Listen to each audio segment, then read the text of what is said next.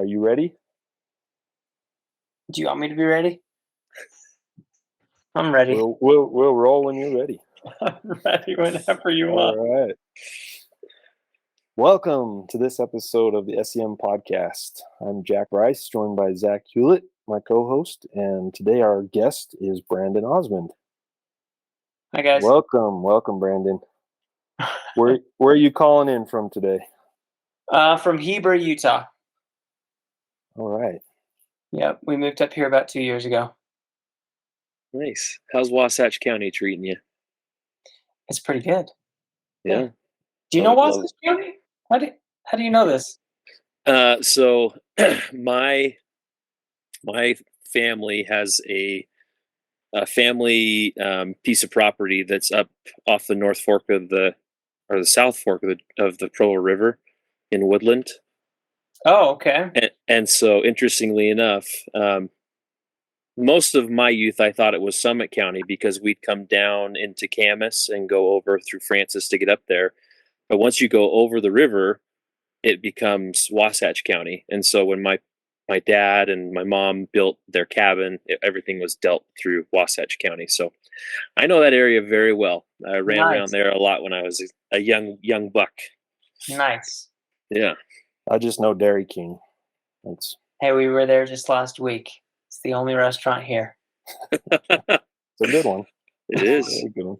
It's pretty close to that. All right. So the format for this, usually we talk about how you got to Scotland. Okay. How you got your call. Then we'll skip over the mission, catch us up to where you're at now, and then we'll go back and reminisce a little bit. So Sounds good. Do you want to start out with your call? Tell us about that. Sure. I actually, strangely enough, I actually grew up with an uncle that is like strangely obsessed. Maybe it's not strangely, but obsessed with Scotland because of our family heritage. Even though we have barely any heritage in Scotland, he loved it so much that he would go to the Scottish festivals all the time. And so I actually remember, do I have it here? I don't have it here. I had this sword that I got when I was a kid.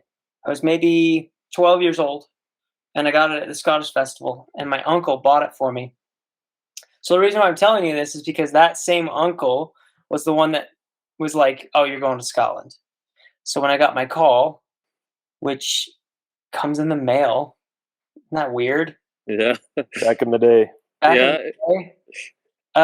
yeah, it came in the mail. I don't remember exactly the details of that, but I do remember reading the call. And who else said this? Edinburgh, Scotland. Yeah. Everybody. All the Americans. Yeah, Edinburgh, Scotland, and my uncle was so happy. So I remember getting that and just being like, "Gosh, this is crazy! I'm going to Scotland." And then I got on to whatever the internet was at that point and tried to find any information about Scotland and the mission. And I think I found a page, like an actual like mission page, and saw some of the pictures of the mission presidents that were there before Elder and Sister Vriens. I thought it was kind of fun. I think I remember doing that too on some dial-up Netscape or something. Yeah. Oh man. Yeah. That's too funny. Cool. So what time frame was that? Let's see. That would have been in the winter of, or maybe it was in the fall of 2003. And I was going to college at the time. It was a complete waste of time. College was a waste of time before the mission. Was that the same for you? Oh yeah. Yeah, my first semester, I had to redo pretty much every class. Yeah, I heard those tales and I said, I'm just going to work. And so I skipped that semester I could do, and I'm glad I did. Yeah. I got like a D in math, and I had to come back and redo that math course and did a ton of tutoring, so I was able to get an A out of it. And then I transferred over to BYU, but that's a different time. But anyway, I was going to school, and just wanted to get out. And so I don't even think my head was in the right space for school, anyways. And in February of '04, is that right? February That's right. is when I took off. Very cool. Are we in the same group? Yeah. Okay. Yeah. Gosh, it's been so long ago. That's why we're doing this. We gotta Yep. refresh the Do brains. you remember the cookies at the Preston MTC? I don't. Oh, you don't remember? Oh my gosh. I know them all too well. They were so good. They weren't like round. They were like kind of like this shape, and they were like oatmeal raisin cookies. Do you remember these? Of course I do. They were so good. Yes. And the MTC thing, I don't know if you remember this, but Russ Bass and I, we went up. Got in trouble We got in trouble for singing too loud in the bathroom. in the shower. Yeah. We were singing. I think we were singing Lion King or something. You were singing the national anthem of the United States, and they didn't like that. The office holder. I think we did sing Lion King for a second. Yeah. So then we sang "Brightly Beams Our Father's Mercy," and to this day, I think that's my favorite hymn. So cool. There were some good acoustics in the Preston MTC. You had that open like breeze coming out over the balcony there. Yeah, the balcony over the entrance, and then it was like just this giant pitched roof. And I was like, man, this place is an echo chamber, but it was really good for music. It was fun. That's awesome. So before I forget, your companion in the MTC was Clarkson, right? That's right. Yeah. Do you still have contact with him? No, not really. Okay. I'd like to have more contact with people, but gotta try to get him on here. The last I heard or seen of him was his "I'm a Mormon" campaign spot. But I know I remember seeing that because I actually worked on those. That was work that I've done since the mission. All right. Speaking of since the mission, let's skip ahead now. So 2006-ish, you got back. Tell us what life's been like in the last. Gosh, that's a long time, guys. Last 16 years. Well, you go to school right away when you got back? I went right back to school. I was at UVU, or UVSC at the time, Utah Valley State College. That dates us a little bit. Yeah, and then it switched while we were there. So the mission actually made me want to go into photography. I remember taking photos with whatever digital camera I had back then, and I feel like every photo you take in Scotland is pretty cool, pretty breathtaking. In fact, there's one shot that I remember taking. It was in Inverness, and the temperature outside was pretty warm for like a winter morning, but it was still cold enough to where the frost of the river. I don't know if did you guys serve in Inverness? The chapel was right on this lake, or not on the lake, on the river. Yeah, I visited as a zone leader, but never served there. But yes, I know exactly what you're talking. Yeah, and that river, I remember taking a photo of it, and it was just stunning. It was beautiful, and all this mist kind of coming off of it, and made me kind of just want to go into photography. So when I got back to UVU, I dabbled in some music engineering, and then ultimately went into photography and design, and finished at UVU, got married at UVU, and had a child, and then switched over to BYU, lost a ton of credit hours, and then went into their communication program with the advertising emphasis. And from there, I went out to Boston. I lived in Boston for a couple of years, and then we were going to head out to California and start doing some things out there with a couple agencies. And I landed a job at Bonneville Communications. It's the ad agency that does all the stuff for the church, and then it's also kind of cause-based work, right? So I ended up doing that for 7 years. And then now I moved up to Heber and I've actually started my own thing. I do freelance advertising, design, and production work. And it's been pretty good. Like I said, we've been in Heber for about 2 years. I have 4 kids, and Osmonds don't know how to make girls, so we have 4 boys. And got to stay true to the Osmond gene, I guess. What ages? Let's see. There's 12-year-old, one that is turning 10 in like a week, another one that's 7, and another one that's turning 5 in a week. So That's awesome. yeah. Do you have kids? Yes. Yes, Yes. How many kids do you guys have? Go ahead, Jack. I have 3. I have the one. You have the one. You didn't do your homework and listen to our episodes. I listened to some of them, but as soon as you started speaking, I kind of got bored. Oh dear. Well, No, it was good. I listened to some of them, but I like skipped through and got bits and pieces of different things. Okay, good. the nuggets. I got nuggets. You missed how many kids we have though. I didn't get that part. I think it was in there. I'll have to go back and review myself now. Maybe it's not even in there. So anyway, that's like 16 years in like 3 minutes. That was good. Yeah. Yeah. Sounds like you've been busy. I mean, it's been good. Like life has been throwing a bunch of curveballs lately, but I think overall it's been pretty good. The reason why I started my own thing is because I lost the job due to COVID layoffs. So yeah, I was showing Zack before you got on your YouTube singing time with Brother Brandon. Oh, did you guys watch those? Oh, I just subscribed. I'm waiting for the next episode. Oh, I haven't done them.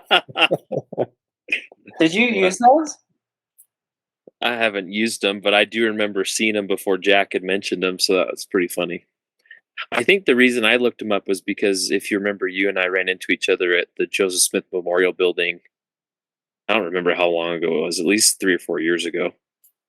And you were with your herd of children and your wife going up the elevator, and I was like, Brandon, from across the main. And you're just trying to shuffle everybody into the elevator, and I was like, hey, I just want to say hi.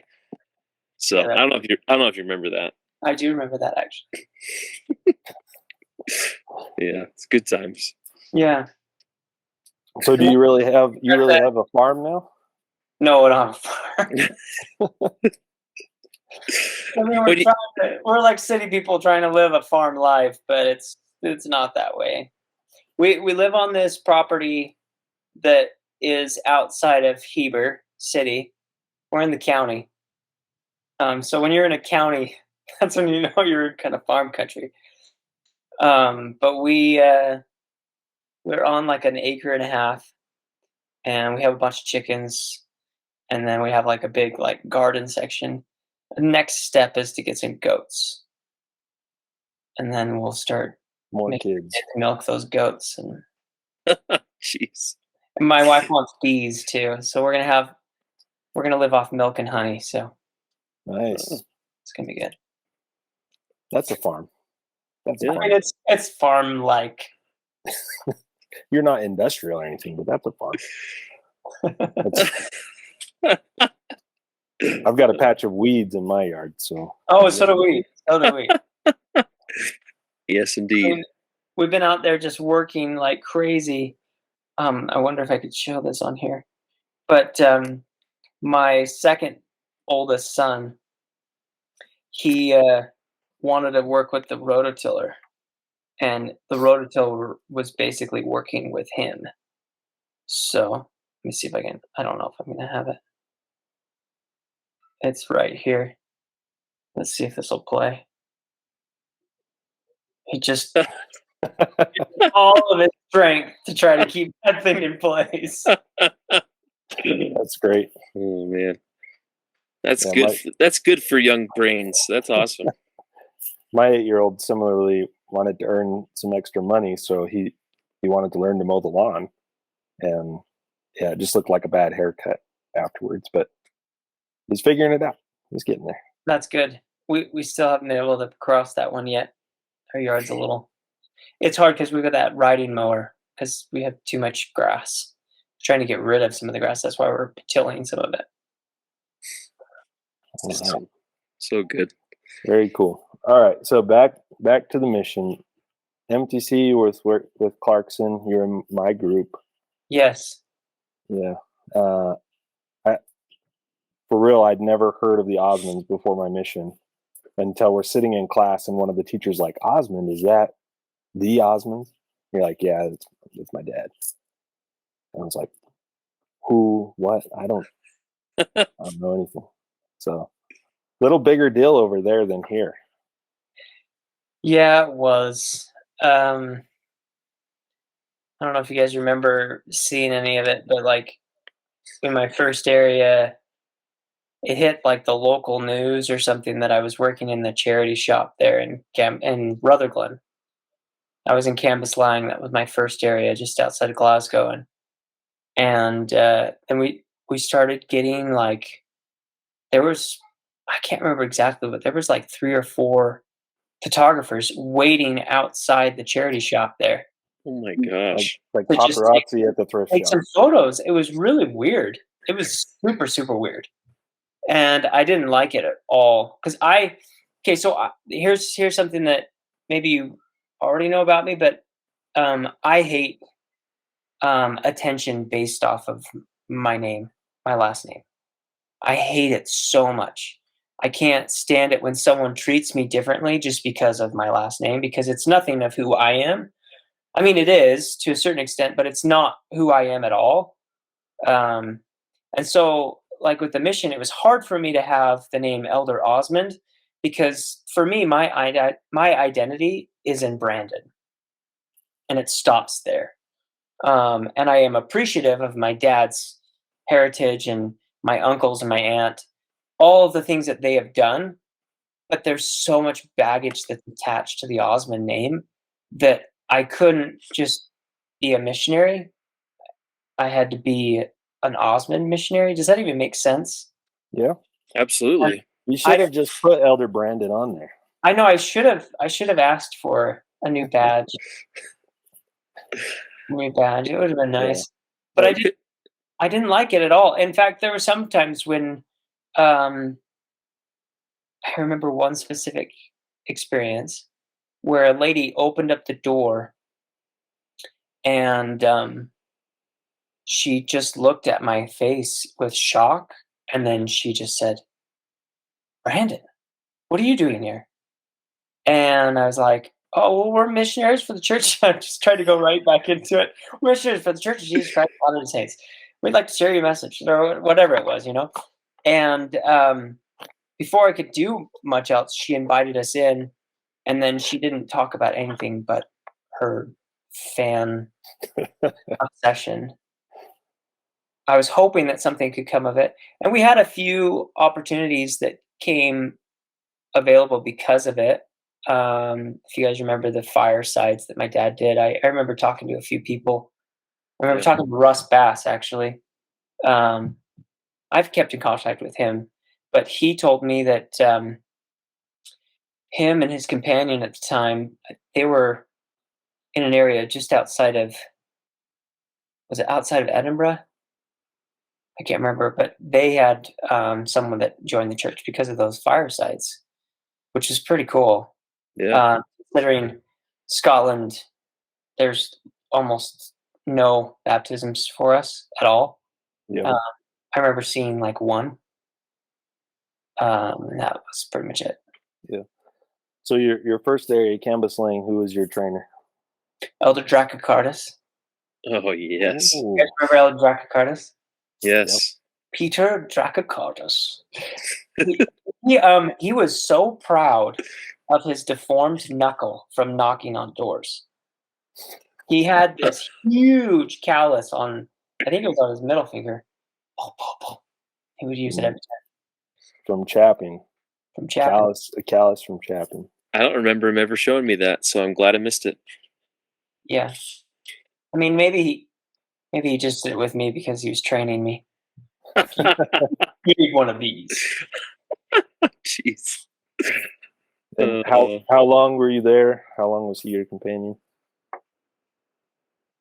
I think it was 3 months. I think he was with me for 2 transfers. And we lived in Maureen McFarland's home. She was in the branch there. She recently passed away a couple years ago, but we had like a little bedroom off of her. Like it was a 2-bedroom upstairs apartment in Halfway, right there. And I mean that's close to Campus Line, but it was a smaller suburb of it called Halfway. And yeah, Maureen was awesome. She would get us some food every once in a while. We'd come back. And her only rule in the house was like, if you're going to use a dish, you make sure you wash it, you put it, dry it, and put it away. It's a good rule. Yeah, she was pretty good about that. Ella Dracarys was a good companion too. He actually kind of taught me a lot about just pushing through and working through kind of the homesickness stuff that happens right there at the beginning of your mission. He was a constant like get out there and work, even if it was like the biggest waste of time, like chapping on doors or something, and we had no success with it. He's like, that's what we're here for, and that's what we should be doing. So he would knock on doors all the time. Yeah, and we taught a few people there.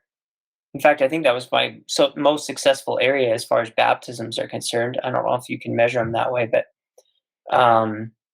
we had Margaret Crichton, an older lady that vacuumed her house every morning just before we got there. Gosh, such weird memories that I'm remembering. And then she had this like perfect hair. Her hair reminded me of like the claymation of Wallace and Gromit. You know the girl in that one. Yeah. Am I painting a good picture for this? Yes. Her hair was, like, perfect. You couldn't see anything out of place. And that was the same thing with her carpet. Like her carpet was just like perfect. So she ended up joining the church, and she was in like the Relief Society presidency in that branch. I think that branch has since dissolved. But yeah, it was her, and then another Donald Gilchrist, I think is his last name. He had like no furniture in his house, but he was a good guy. He was a really good guy. I don't think he's in the church anymore, but he needed something then, and we were there for him for that. So I thought that was pretty good. So that was the Campus Lane branch. Yeah, it was. Did you have a building to meet in, or We did have a building, yeah. Which is pretty unique, right? For a branch. For a branch, yeah, in Scotland. Very much. Had a few wards that didn't meet in buildings, so. Yeah. Yeah, so we went. I was there. How long was I there? I think I was there for 4.5 months. If your second area was Dumfries, then yeah. Dumfries with Livingston. Yeah, because I started out in Dumfries, and then you replaced me there. Oh, is that what happened? Yeah. No wonder it was such a great area. Oh, spare me. You remember many people in that ward? I remember some of them. I remember more the investigators, the friends that we had there, and the non-members, the Anti-members. The anti-members. Yeah. Do you remember the guy? There was a guy that was a fireman, lived outside of Dumfries, kind of closer. It was more east. Alistair. Yeah. Yeah, that's the only one I remember from there. And there was an older lady too that was there. That was really nice. And I baptized Jane Wheatley just before you got there. Oh, that's right. I remember Jane.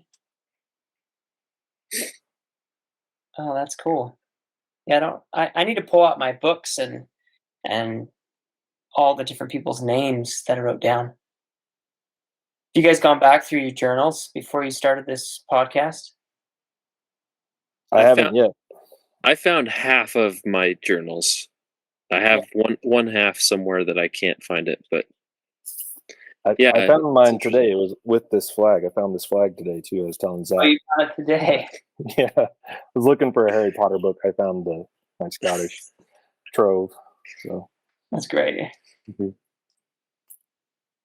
I actually, in my box, I've got one of the Royal Mail jackets. Ah. I knocked on someone's door, and he just came back from delivering a bunch of mail, and so he had all of his gear on, and he was eating lunch or something, and I just asked him point blank. I was like, "Hey, I've always wanted one of those jackets. Can I have one of those jackets? I'll buy it from you." He's like, "Actually, I've got a brand new one upstairs. I'll just go and grab it, and you can just have it." Oh, so he brings it down, it's plastic wrapped, and he just gives it to me. Oh my gosh! You don't ask, you don't get, right? Yeah, Man, I've used it skiing once before, snow skiing. that's awesome. That is cool. So Elder Livingston in Dumfries. Yeah, Elder Livingston was with me when my dad came out and did the Castle Tour concert. Funny thing about my dad is that he just doesn't know what rules are. He breaks every rule. I felt bad for all the other missionaries because I think I saw my dad 3 times on my mission because he just broke every rule and found a way to get in.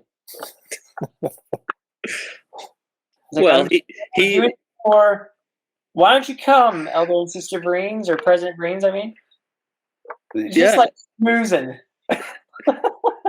It's just called inviting, right? We were taught to invite. He invited, and then President Sister Vriens said, "Okay, we could use this. Let's see how we could make this to our advantage." Right? That's true. They did. They did. Oh, Sister Vriens and her obsession of pigs. That's been a constant in our conversations. Everyone recalls Sister Vriens and her pig nose dress ups and talking about messy flats. Yeah. It's too funny. Yeah. And then Elder, or not Elder, I want to keep calling him Elder, but President Vriens, and whenever you'd have an interview with him in his office, he'd always just kneel down on one knee. I don't know if you guys ever remember this. Mm-hmm. And something about the way he smelled just was like, it was like my dad. I loved President Vriens. I still do.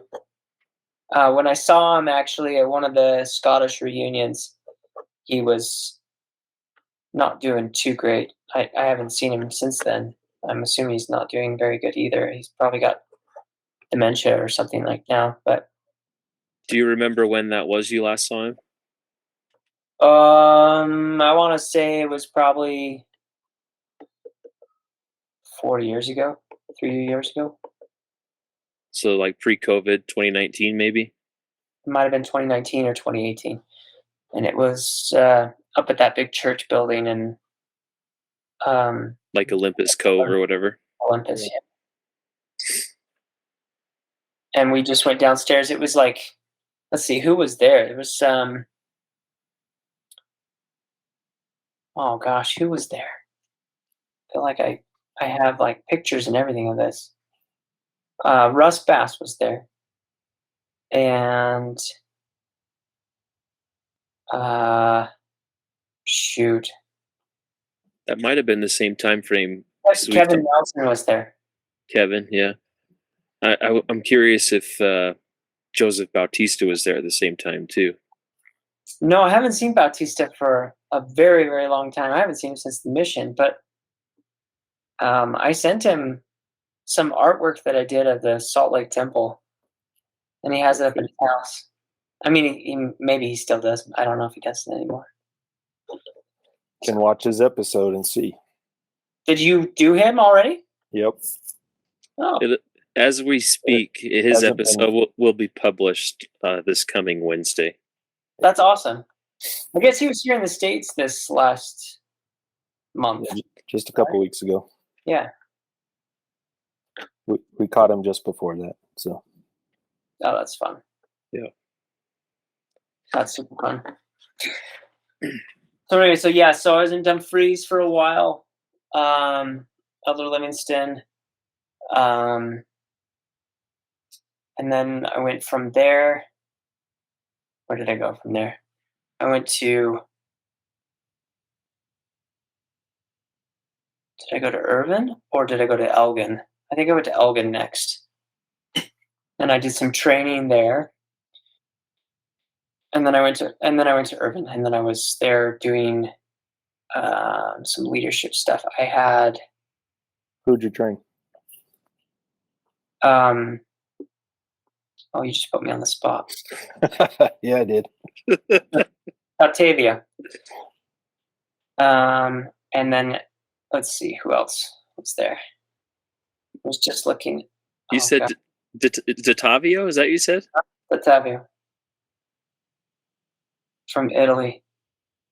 And then the other one was, oh gosh, this is ridiculous. In Norway. Björke. Björke. Yeah. Daniel Björke. Daniel. Yeah. That's awesome. Those were my two little dudes. They taught me more than I taught them, I think. So you trained back to back though, those guys. Yes, if I remember correctly. My memory's failing me, guys. I'm not even 40. It's another reason we're doing this now instead of 20 years from now. Yes. Got it recorded. That's right. Yeah, exactly. This is a really cool idea that you've done this. And I watched the first episode that you guys were talking about doing this, and I thought, gosh, I'm so glad that you felt inspired to do this, because I think it's so good for everyone to kind of connect in some way, and just hear what it was like back then. It was such a pivotal moment for probably all of our lives that you can easily forget it if you don't talk about it very often. So I really appreciate it. It's awesome.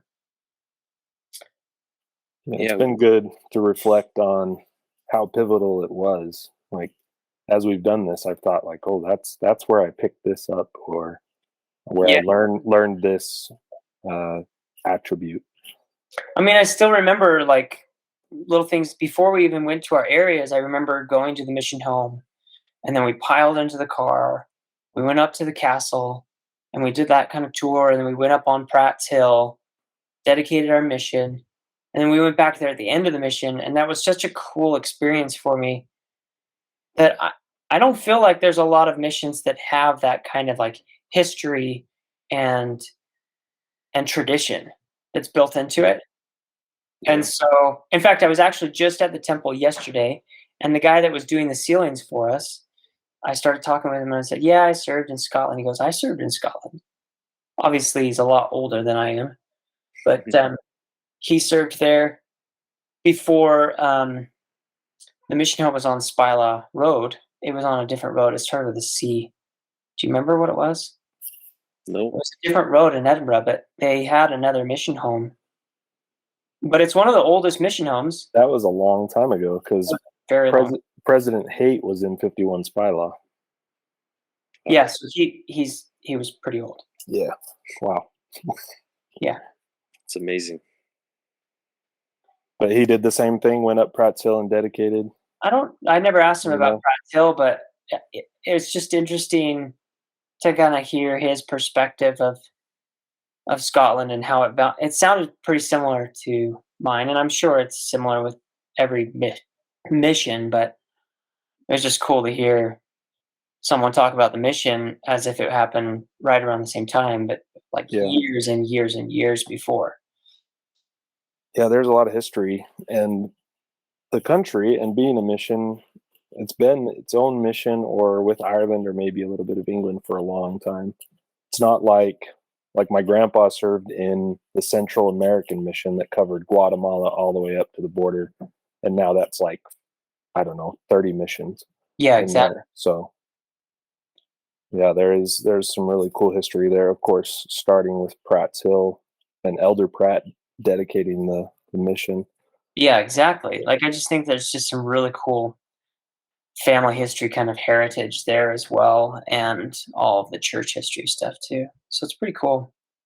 Yep. And then I got exiled up to Shetland, which was seriously so fun. Who are you there with? Let's see. I was there with Elder Divine, Ashley Divine. I was actually just talking with him for a bit. We got in trouble there. Oh, but then he got in trouble after I left too. So, I mean, we had fun up there. We had a lot of fun. What kind of trouble? Come on, spill it.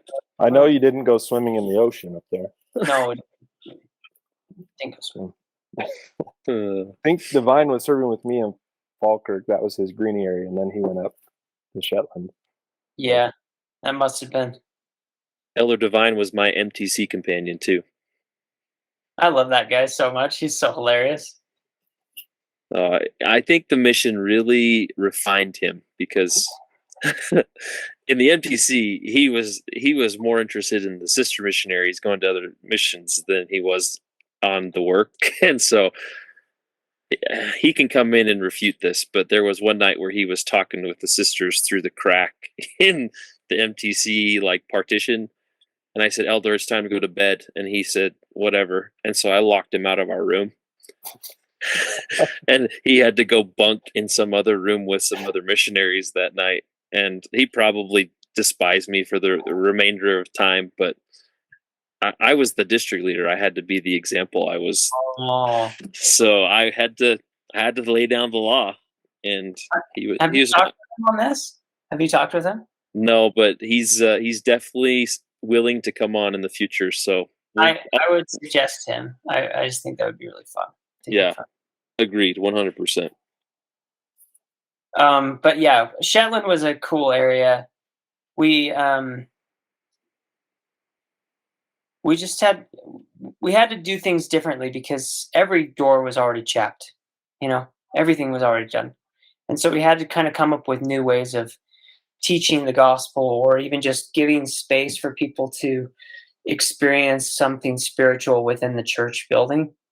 And so we came up with musical firesides, and we just had people that were willing to come and sing, and I sang and did a couple duets with a few people. I remember Donna Marie Leask, just a really good friend. She was kind of reactivated at the time, and we had her kind of headline in this musical fireside, and it was just good. It was so much fun. It was an area where like missionary work just felt natural and didn't feel like, okay, let's go knock on these doors and let's go down this street and pray for which street to go on, which is also really, it was a large portion of my mission. But I think when I went to Shetland, I had to come up with new ways of teaching the gospel and finding people, and we didn't find many people, but we worked with the less active members, or we worked with the members and just kind of just supported them because it was such a small branch. Sometimes we had like 7 people there. Were the missionaries there part of the branch leadership, or did you just participate? They didn't trust me enough. I was never leadership on my mission. I mean, President Vriens didn't even he made me his own leader, like a zone leader companion. Oh, whatever. I'm not a leader. Whatever. I try to be, but I'm not. I don't believe that. I don't believe that for a second. I'm sorry. I bet the reason why he didn't do that is so he'd stay out of the local news. Brandon Osmond's been promoted in the Mormon Church's mission. Maybe that's what it is. I should have asked him why. But yeah, no. Shetland was a good experience. It was so just out there. It was awesome to just get on a plane or on a boat, and just be forever away from everyone. I And guess the only contact that you had with other missionaries was like once a week over the phone, and that's all you had. Yeah. For people who don't know, it's like a 14-hour ferry ride up. Yeah. Right. Yep. It's way up there. Yeah. I mean, like Orkney was easier. That was like, I don't know what that was, 3 or 4 hours on a boat or something like that.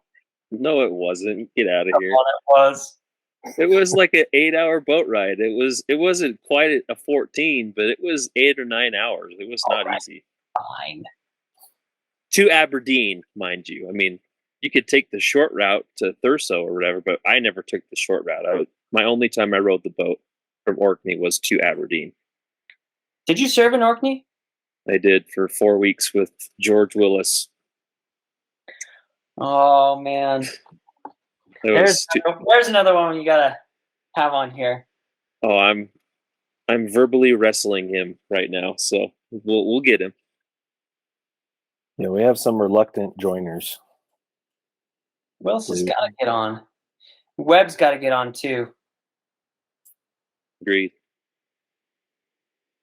Who else? Oh, I got to tell you about in my first area. This is kind of fun. So I was with it was my second companion, Elder Clausen, and I just wanted to just get him somehow.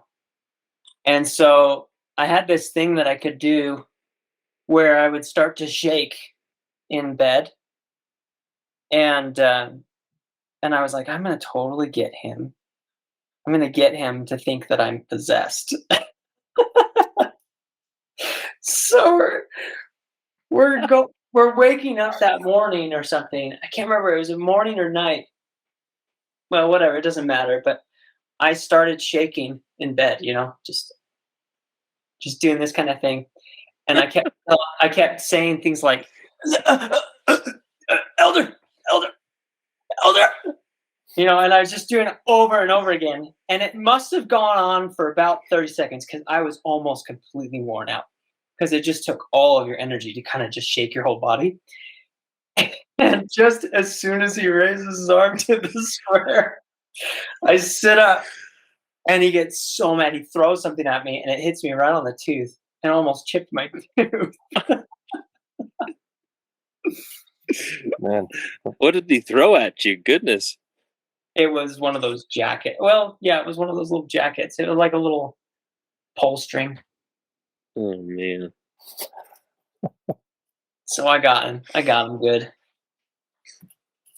Oh man, I loved Elder Clausen. He was the zone leader in Dundee when I was in Dunfermline. He was really a lot of fun. Just full of energy. Good guy. I just realized that I trained Brant Peacock. You guys remember Brant Peacock? He was my last companion. The greatest man that I've spent more time with, and I would love to spend more too. Unbelievable guy. Yeah, is he still living up in Alaska right now? He is. Last time I talked with him was after one of the recent earthquakes up there. I called him just to make sure he was alive. Yeah, he's still there and thriving. He seems to be like that. He's amazing. Never ceases to amaze me, that man. Yeah, he's a good guy. I'd run into him multiple times on BYU campus. Because he was recruiting, right? No, it was while he was at school. Oh, okay. He was doing schooling to become a chaplain. Right. So I remember stories. So he was a recruiter for the College of Eastern Utah in Bryce.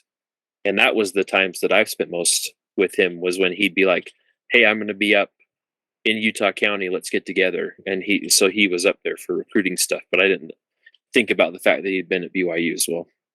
I'm pretty sure he was going to classes. I think so. I think I remember that. Yeah, I think he was. So, yep. Some good memories. Where did you serve with Peacock? I don't remember exactly. Where was he at? It's all kind of blending together right now. You served with him in Scotland. Yeah, I was in Scotland, of course.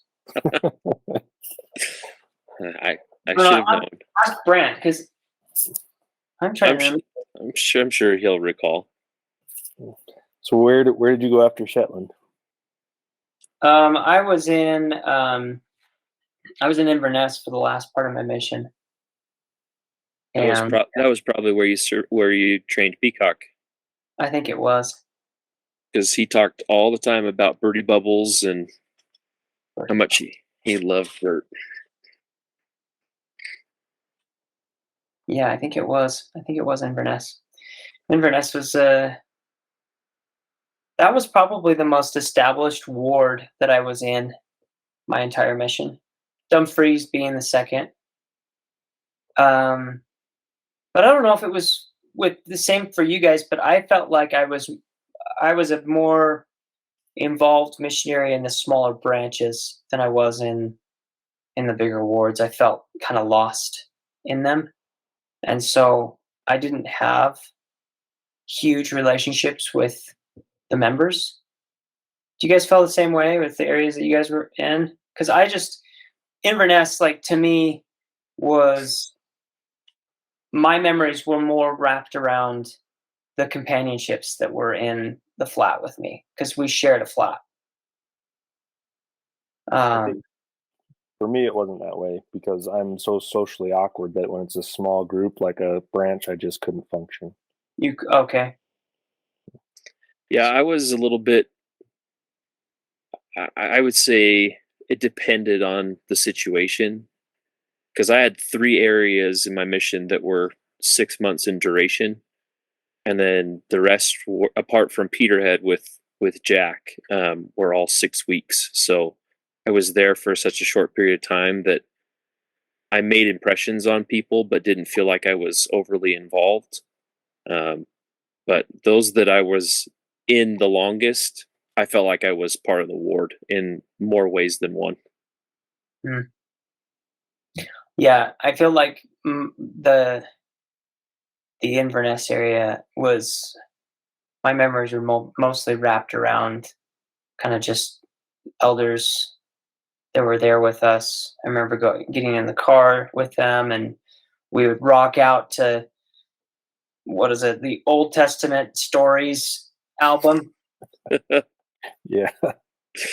Oh man. One of like the 4 albums you could buy through the mission home. Yeah, that was one of the best. So good. I still listen to him this day. Oh wow. I don't know how I didn't hear that. I don't remember that. Did you not share that one with me, Jack? I got so burnt out on those things that I do not listen to them anymore. I think they're sitting in that Scotland box where this flag was. What'd you say? I was just singing one of the songs. Oh, see, I blocked it out automatically. It's just bad. They were really bad. They really were. And I don't like the Motab stuff, so that was the only stuff I listened to. So Hewlett and I were listening to P. Diddy. So there you go. We had to shake up Peterhead a little bit. I mean, that was one of the harder areas, wasn't it? Yeah. They closed it after we left for a time. But, yeah. What other things, like, you think back to Scotland, any particular experiences that strengthened your testimony or shaped, like, I love how you shared the about photography and how that influenced you going forward. Any other experiences you had like that you reflect on? I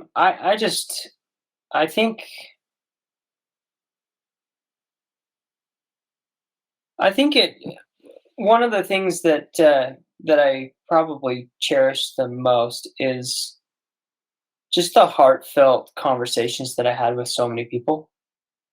people that had no idea who they were, and they didn't know who I was, and that we could get so deep so quickly. So I like that because on the surface I like to kind of joke around, but deep down I want to have like a deep emotional attachment to someone. I want them to feel like I care about them, and I want them to know that they can kind of let it out. And so I actually recently just did a shoot, and I did some. It was a testimonial shoot, and it was so fun to kind of get back into kind of the Q&A kind of stuff that I remember doing a lot on my mission. I remember asking people a lot of questions, and they would answer, and then we would get deeper, and they would ask a deeper question, and then they would answer. And it was the same kind of approach with this video shoot that I was doing. And people were just bawling. And it was about a phone, like a kid's phone. But it was like very emotional for them because there was a very emotional attachment to our conversation and our connection. And so I felt like I remember doing that so much on my mission that it is a huge part of who I am. I know it doesn't seem like it's that much of a testimony builder, but it is a opportunity for me to actually hear other people's testimonies and to kind of internalize them. Another thing that I feel like I learned, and this kind of relates back to the photography stuff, but it was kind of stopping and seeing the small kind of details of life and connecting with God on a level that is about like, admiring like the stream, like the mist from the stream coming up that morning, and being able to take a picture of that and stuff like that. Or even seeing like going on a hike and seeing a wildflower and pointing that back to God and saying, this is incredible. This is an actual thing that was created by a loving parent that wanted us to kind of experience life and enjoy life. And so I felt like from my mission, and maybe throughout my life, but mostly on my mission, I was able to kind of stop and see the small things and enjoy them and love them, and like just be in them 100%, like with your mind, Yeah. Because there was so much time to kind of just look around as you're walking from one house to the next and knocking on another door and no one answers, and then you go to the next house. You can only have so much of a conversation with your companion, and after so long, it becomes this kind of quiet, meditative kind of state. It's a prayer, really. Like you're sitting in a prayer constantly on a mission, and you just kind of just think about the stuff that's right in front of you, and you're very present and loving it and pointing it back to God. Like I think it's really important to be very present that way. Like I remember like doing like little things like kicking a rock and try to get it between their legs and counting how many times you could actually do that and stuff, right? Yep. I remember Jack teaching me that. Oh my gosh. Yeah, and I mean, I got really good at it, but I still do that when I'm walking around with my kids. yeah, I kick a rock through their legs. Yep. I mean, those were like a large portion of my mission is just walking from door to door. Like, I mean, that's what's so unique about the Scottish mission is that we didn't teach very often. Most of our time in Scotland was just in silence or with your companion. And I felt like I learned a lot from just being in silence. So, like, don't be afraid of that and actually sit in it and allow it to be a moment where you can kind of look back and say, I have a loving parent in heaven that wanted me to see this, and he wanted me to pay attention to it. I'm currently the primary song leader. Must be because of those videos that I produced, but it's the most difficult calling right now, I feel like, in the ward. It is tough, and they only have me doing it, so it's every single week. But I just think it's really important that these kids learn how to, you know, I often go walking in meadows of clovers. Like you have these kind of songs that are just, they remind you of your mother. And for me, like I look at that song and it's like remind you of your heavenly mother too. Like you get to see all these things around you and smell the lilacs and hear the song of a bird, or Yeah. all these things. And I just felt like that was a huge portion of my mission. So I had a mission prep teacher who referenced the scriptures that talk about how all things testify of Christ, and he suggested when you're on your mission and you don't have anything to do, start thinking about how does the things that you're looking at or viewing, experiencing, how do those testify of Christ? So right in line with what you're saying, it's if it's the bricks and the cobblestones in the walkway, like how does that typify Christ? And so yeah, now that you mention it, I mean 95% of our mission was not spent in active teaching. So no, it was a large portion of it is just kind of just going through the motions, right? And trying to teach, obviously trying to find opportunities to teach, but we never did. I mean, I didn't very often. I felt like I taught a ton for the mission, but we didn't teach very much. When you talk to other people, I talked to my brother-in-law that was down in South America. It's like every single moment was a teaching appointment. The thought that just ran through my head as you're talking about this, Brandon, is since being a missionary, how often do we, strap on our shoes and walk door to door and just go and do those things? Like that was a unique experience that we we probably won't ever do again. hopefully. Hopefully. But you're right. I mean, those times of solace where you're just, like you said, meditative prayer, just being within your own mind and contemplating existence. That's an amazing part of life that we get an opportunity to do. And the world around us now teaches us completely opposite. Constantly be busy, constantly fill your mind with whatever's on your social media feeds or on the television or YouTube or whatever. But those moments now where I sit and reflect are some of the most glorious times that I can recall. And Scotland was a big part of that too. Yeah. Yep. Definitely.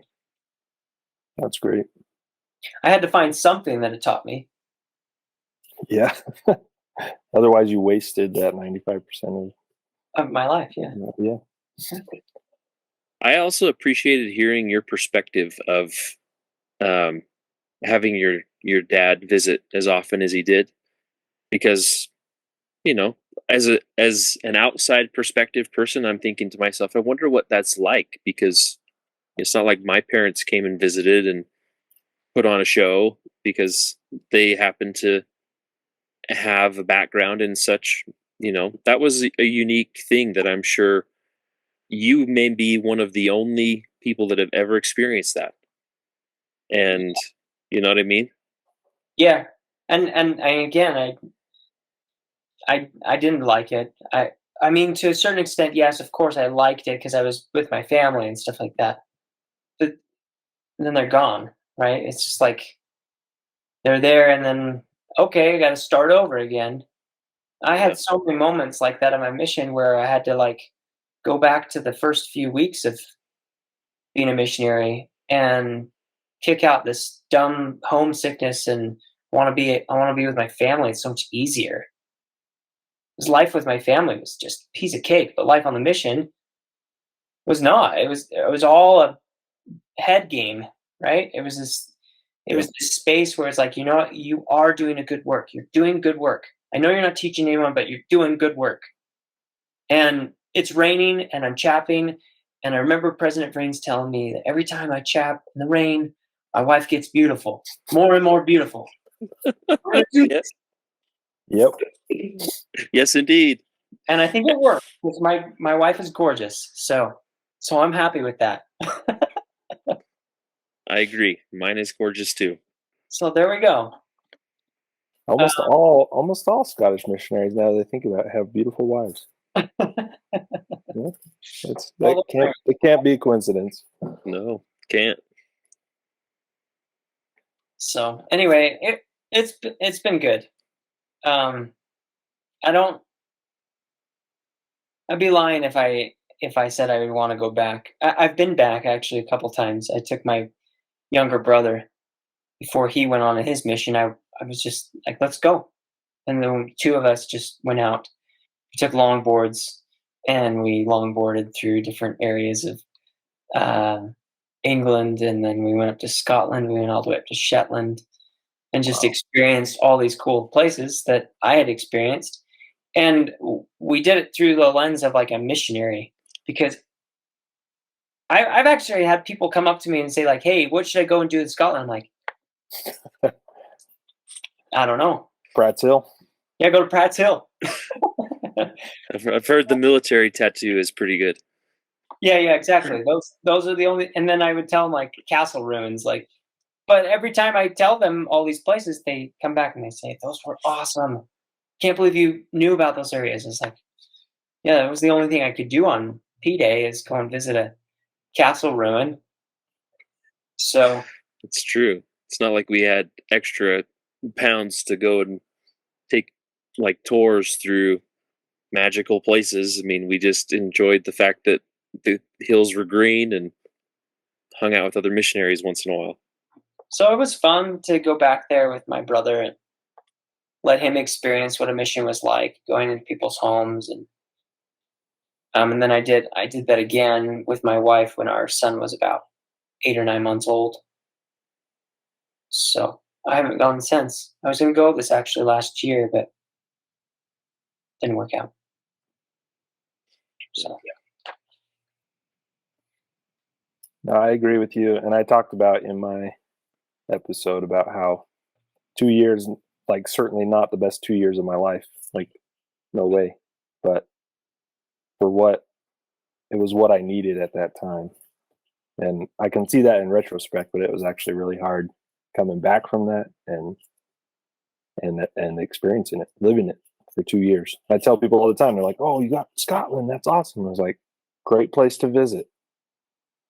I'd like not really a great place to be as a missionary. yeah, and I would tell people kind of similar things like, the people are incredibly nice, but as soon as you bring up the church, they want nothing to do with it or anything Jesus or prophets or any message that we had as missionaries. They didn't want any of it. I remember plenty of people where they were just like, "Hey, we want you guys to come over, but don't teach us." Yeah. So we would go over and try, and then we just got to the point where we're like, okay, this is a waste of time. Let's go waste our time chapping on doors. It's interesting that you bring that up, because how often did that happen to all of us? And it was because we brought the Spirit to their house, right? There was something different that we brought. Yeah, I'd like to think that was the case, and I hope that was the case. I mean, because then if it wasn't, then I feel like mission was a bit more of a failure as far as that was the case for that part. But like the what I said earlier is how I hold my mission is that it allowed me to know how to look at the world around me. It allowed me to communicate with others in a way that was genuine, and that they can feel that they can be genuine with me, and we can have an emotional connection really quickly. And it allowed me to rely on God, because really that's all we had. As much as we had each other, like we had companions, but it was such a personal experience that the only person you could turn to was your family on emails and to your Heavenly Father through prayer. It was all you had. You couldn't do anything else. And so I felt like that helped me kind of rely on that a lot. I'm not like getting up at 6 o'clock in the morning and reading my scriptures and then telling my wife, "Hey, it's time for companionship study." But I felt like that was just an opportunity for me to kind of have something teach me how I can actually live my life a little bit better. Yeah. How did you feel about as things changed when we were in the mission to preach my gospel coming up? Yeah, we had that change in the MTC. Well, we stopped memorizing in the MTC. We came up with our own lessons, but then I think we were out about 4 months and we got one chapter photocopied. Yeah, I remember that. I liked it because I don't like structure that someone else has put together. I like to put together my own structure. I remember so many times I would have like little Post-it notes. I still use Post-it notes all the time. But I would have Post-it notes and I would write a whole lesson on one Post-it note. And I would take that to so-and-so's house and that's what we would study. I remember, and in my Preach My Gospel, I actually put together the whole plan of salvation with just Bible verses. Because it was just fascinating that people had never heard about that. And then to teach them about it with scriptures that they had already been using was so powerful. And so I was able to use that towards the end of my mission when I made that list with a few people, and it was really cool. Like it was not in the lesson at all. Like there's the plan of salvation in there, but not with just Bible verses and straight like that. Yeah. So I liked it because I don't like the structure like that. I like to break up structure a lot. Yeah. I did 3x5 cards. That's what I found that today too. My stack 3x5 card lessons. Yeah, I had a few of those too. I had some companions that used those, but then I started using Post-it notes, and that was my thing. Yeah, but that pattern is how, like, that's definitely helped me sense in writing lessons for church or talks or anything really. Trying to teach my kids that too. Yeah. Yep. So yeah, so I think that there's a few like organizational things that I've learned as well. But overall, it was the mission that I needed.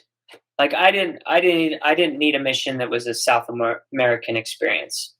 I just realized now, especially now that we're talking about it, I realized that like Scotland was kind of perfect for me. Yeah, I just really loved the internal struggle that I had on my mission and that I kind of resolved on my own. That's great. So it's been good. Yeah. We should do one of these where everyone goes out to Scotland. A live on location episode. Live on location. Mission reunion at Pratt's Hill in Scotland in the middle of winter, so we get the full experience. Yeah. Being there in the dark. And no one else will be there, so it'll be perfect. Yeah. Yeah. Maybe we'll get there eventually, but for now we're reaching out to our friends all across the world. I know some of the missionaries have ended up back in Scotland, so we'll see who we get on. I don't know their names offhand. But I'm pretty sure Elder White is living in Dundee now. Okay. Simon. Yep, Simon White. There's a few others, but I can't remember any of others off the top of my head. Is Pattenden? I think is he still doing the MTC in Preston? Yeah. Yeah. Yeah, he's the director of the MTC there. Or head teacher or whatever. We'll get him on. We'll figure out what he really is. Yeah. Exactly. Speaking of that, is there any other missionaries that you can recall? I mean, you've mentioned a few with your companions. as well as Elder Webb. But is there anyone else that you can think of off the top of your head that you'd like to hear from? It's your chance for a shout out. Elder Webb and I were companions, by the way. Oh, you did. Sorry. I think Willis would be really fun. I think Russ Bass would be fun. Okay. Let him know we're trying to reach him. I mean, I'll text him right after this. How about There that? you go. Perfect. Tell him to check his Facebook messages. I'd like to hear from Robert Livingston too. I'd like to see how he's doing. We got an interview with him tomorrow night. So. Oh, do you? Oh, Yep. that's good. We've tried to connect in the past couple of years, and it just hasn't worked. But I would love to hear from him, see how he's doing. Cool. Well, thanks again for being on. Anybody who's listening who wants to reach out to us, you can go to 51spylaw.com. We've got all our links and all these episodes there. We're on YouTube, any streaming device. It's all linked there also. And you can also email us directly. It's S.E.M podcast at 51spylaw.com. I had to think for a minute. But we'd love to hear from anybody. Brandon, if anyone wants to reach out to me, they can as well. My email is brandonosmond@gmail. Super hard to remember. Oh man, you're gonna get flooded. I hope so. I'd like to connect. That's great. Yeah, Thanks. we really appreciate you coming on, Brandon, and ultimately, as this is published, share it. We'd love to hear from everybody and anybody who's willing to come on and contribute. We also have floated out the idea that if there are any fence sitters that may feel more comfortable coming on with a companion, that we'd invite people back to be co-hosts with us. So if that's something you're interested in, we'll let you know. Yeah, that'd be way fun. Cool. All right. Thanks, gentlemen. Thanks, you. Brandon. Appreciate you. Have a good one. Love you. See you guys. Love you too. See ya.